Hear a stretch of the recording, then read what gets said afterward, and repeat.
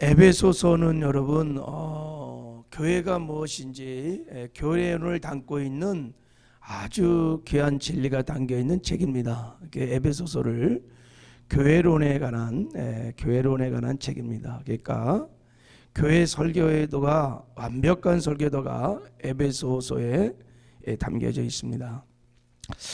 에베소서는 교회를 세 가지로 설명해요. 첫째, 교회는 그리스도의 몸이다. 그리스도의 몸이다. 우리가 다 한 몸이다. 오늘 그 본문 16절에도 보면 둘이 한 몸, 그리스도의 한 몸. 또 하나는 하나님의 가족이다. 우리가 교회가 하나님의 가족이다. 그리고 또 하나는 하나님이 거하시는 하나님의 성전, 성령의 전 성전. 이게 에베소서 말하는 교회론입니다. 교회론. 오늘 본문에도 나와 있고 에베소 1장 23절을 보면 1장 23절에 보면 교회는 그의 몸이니, 교회는 그의 몸이니 이렇게 설명하고 있어요. 예수님이 교회의 머리이시고 우리는 그분의 몸이에요. 몸. 그래서 예수님과 생명의 연합을 이루어서 다 우리가 한 몸을, 하나됨을, 한 몸을 이루고 있습니다.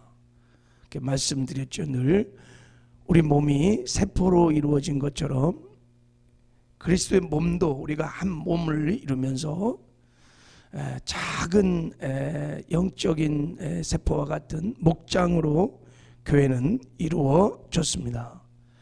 그래서 우리가 교회가 뭔지를 잘 알면 신앙생활을 성공적으로 할 수 있고 교회를 세우는 이 사명을 잘 감당할 수 있습니다.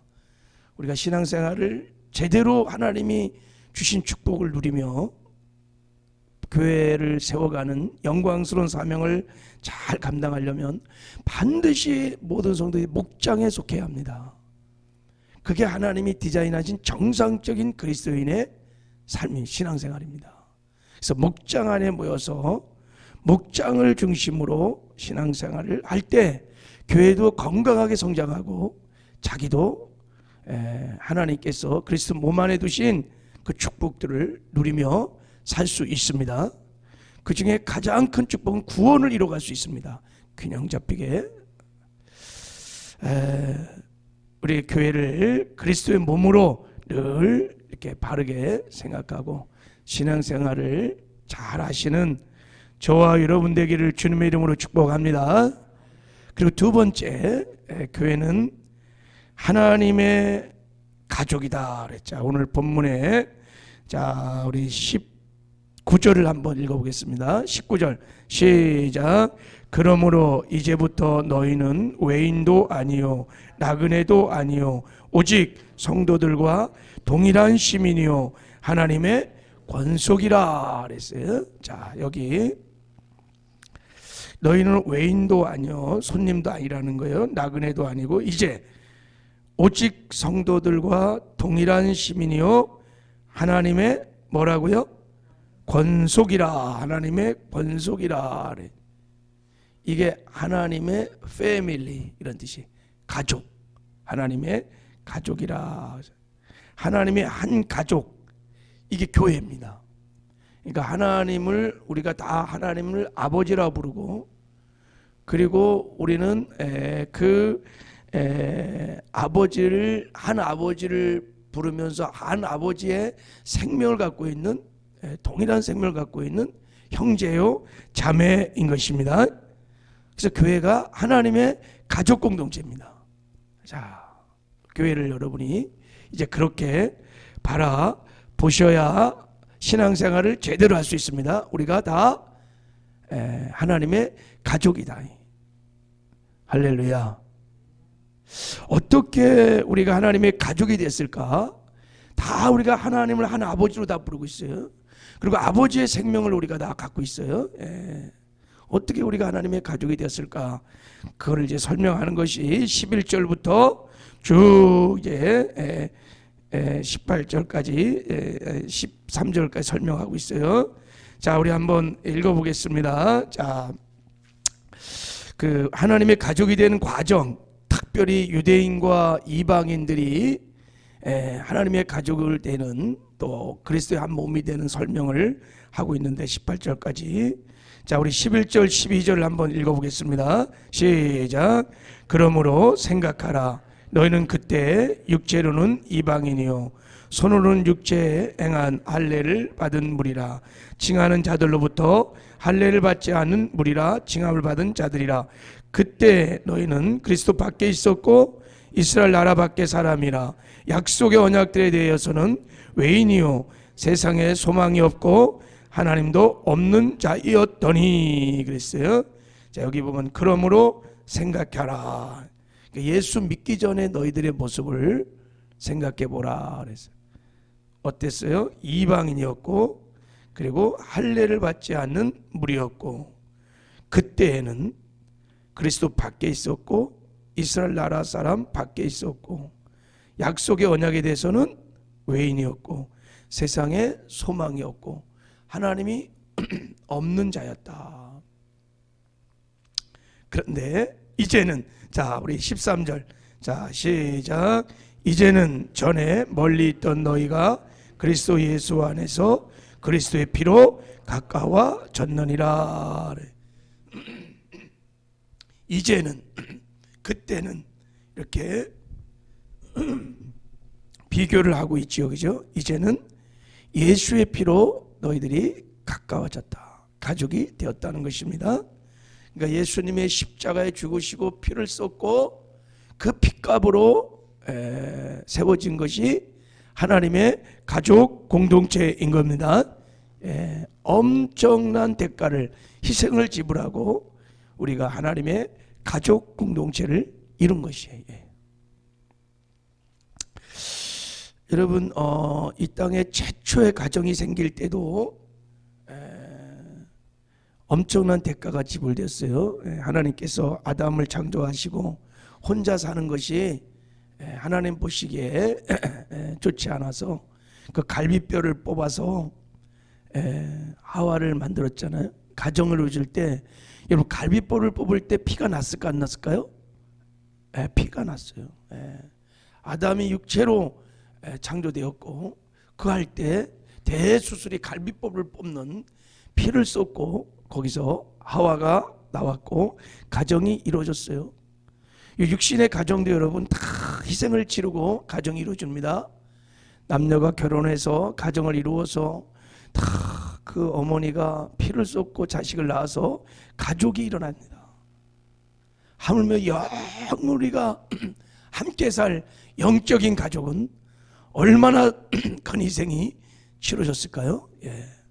예수 그리스도가 십자가에서 죽고 자기 몸을 깨뜨리고 피를 쏟아서 세운 것이 교회, 가족 공동체인 것입니다. 할렐루야. 참 얼마나 귀한지 모릅니다. 교회가 그래서 얼마나 귀한지 모릅니다.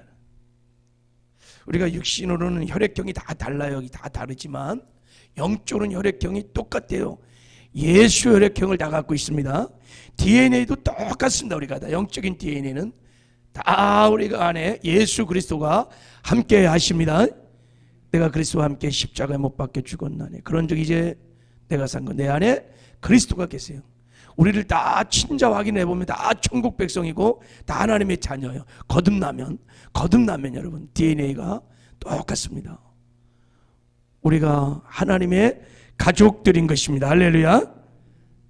자, 여기에 눈이 열리면 신앙생활이 이제 달라질 수 있어요. 여러분, 왜 하나님께서 이 엄청난 대가를 지불하고 하나님의 가족을 만드셨을까? 왜 교회를 만드셨을까라는 거예요. 이걸 알아야 우리가 신앙생활을 진짜 하나님이 원하시고 기뻐하시는 신앙생활을 할 수 있어요. 왜 육신의 가정을 만드는 겁니까? 남녀가 결혼해갖고 왜 결혼을 하냐? 둘이 혼자 돈 버는 것보다 둘이 벌어갖고 하면 돈도 많이 버니까 결혼합니까? 가정을 만들어요? 아니 무슨 아이템이 좋아가지고 둘이 사업하려고 하는 겁니까? 아니면 아기를 많이 낳으려고 뭐 하는 겁니까? 그렇지 않죠, 그죠? 사랑하기 위한 거예요. 사랑했기 때문에 가정이 만들어지고 사랑하기 위해서 가정을 만드는 것입니다. 똑같습니다. 하나님께서 하나님의 가족 공동체를 그 엄청난 대가를 지불하고 만드신 목적은 사랑하기 위함인 것입니다. 말씀드렸죠. 하나님은 사랑이십니다. 하나님은 사랑이세요. 성부, 성자, 성령 하나님이 가족 공동체를 이루고 그렇게 존재하십니다.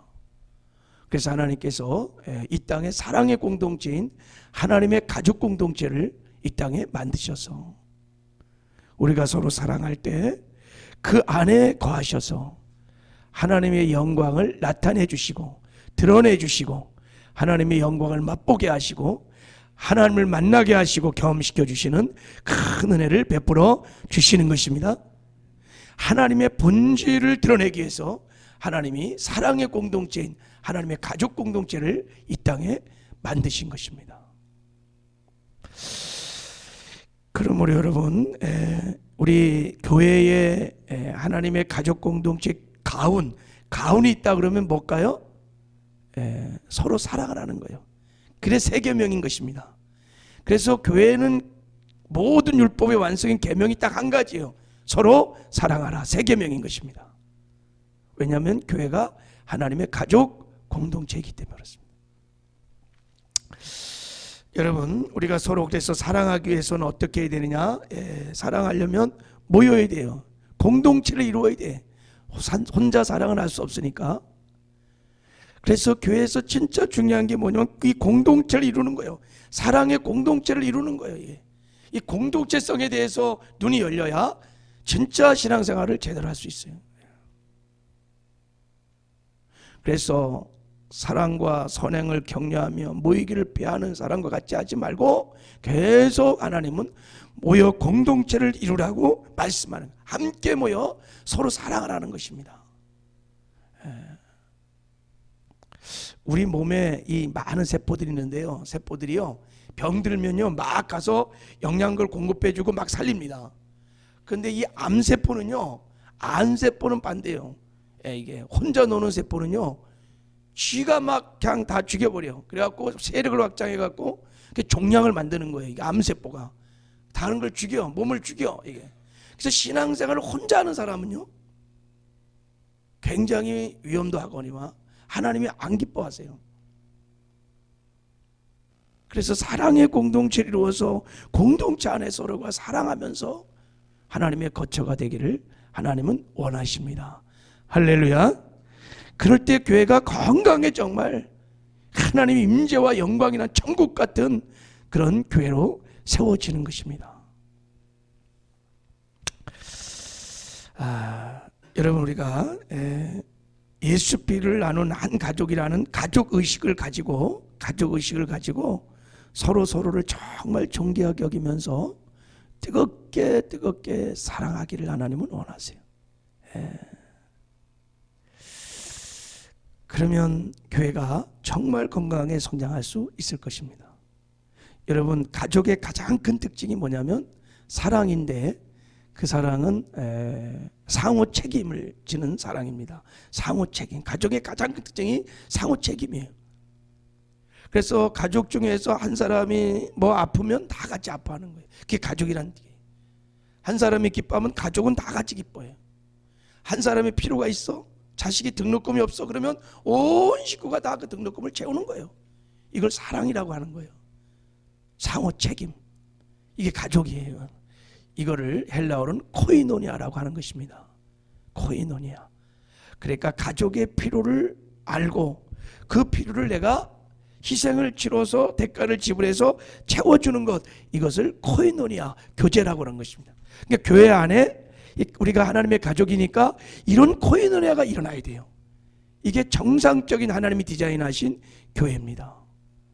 그럴 때 여러분, 하나님의 영광이 그 교회 안에 임하게 되고 임재가 임하게 되고 능력이 임하게 되고, 그래서 교회는 정말 행복한 천국인 거예요. 이런 진짜 상호 책임지는 사랑을 하려면 모여서 나눠야 돼요. 서로의 삶을 나누고 그래야 알 수 있어요. 피로가 뭔지, 아픔이 뭔지, 고통이 뭔지. 그냥 대회만 참석하고 혼자 지나서 몰라요. 그냥 몰라. 저 사람이 어떤지, 어떻게 지내는지. 그건 그리스도의 몸도 아니고 하나님의 가족도 아닙니다. 신앙생활 하는 게 아니에요. 우리 바라기는 교회가 무엇인지를 바르게 우리가 깨닫고 정말 우리가 서로 함께 모여서 뜨겁게 사랑함으로 하나님의 가족 공동체를 이뤄가는, 그래서 이 땅에서도 우리가 천국을 맛보며 누리며 사는 행복한 신앙생활을 했으면 좋겠습니다. 이 교회를 세우는 것이 성도에게 주신 최고의 사명이요 영광스러운 사명입니다. 이 사명 감당할 때 하나님께서 이 땅에서도 어마어마한 복을 주실 뿐만 아니라 주 앞에 서는 날 칭찬과 상급과 멸관이 있고 영원히 빛나게 될 것입니다. 이것이 성도에게 주신 최고의 영광이고 사명입니다. 이 교회를 세워가는 이 사명을 우리가 다 감당하는 은혜가 있기를 주님의 이름으로 축복합니다.